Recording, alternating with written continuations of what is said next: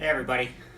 I used to do a lot of preacher curls, especially back when I was still competing in bodybuilding, and I think it's a great exercise. But I found, especially as I started to get older, that no matter what machine I was using or if I was using free weight with a preacher bench, I would always end up getting elbow pain from doing the exercise. So especially over the last few years, instead I just got away from doing them because I found that it just caused a bit too much discomfort. But I have started using one when I'm doing more isolation work, a different exercise that I think gives as good a result, if maybe not better, and it also allows me to do extended sets quite easily. Now this is in my home gym, so depending on the equipment that you have, you may have to set it up a little bit differently. It could be set up with bands as well, but I'm just going to show you really quick what I do and how I go through it. So I just take my regular bench, I set it to about, this is a little higher than 45 degrees.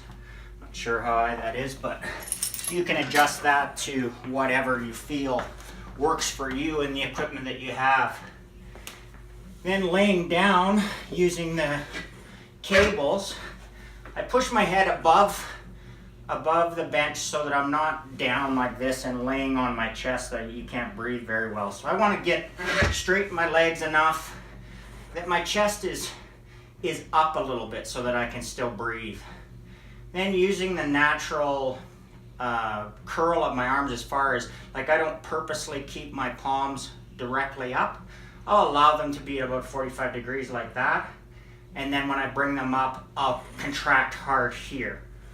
And even though this is a very similar angle to a preacher bench, I find it doesn't hurt my elbows at all.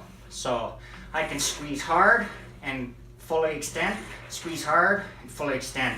One of my favorite ways to do an extended set with this is hard contraction, stretch, hard contraction, stretch, until I get to failure.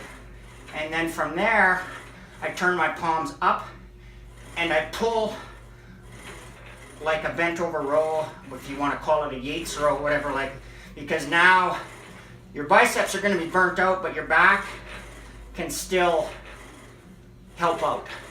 So it allows you to extend the set even further. So you start with the aggressive curl. The bench makes you stay very strict.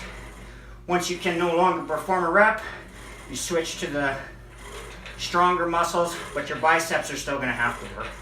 So that's just a little variation that I use after I've done my heavier compound work for the biceps, and I hope it helps you out, and I'll talk to you again soon.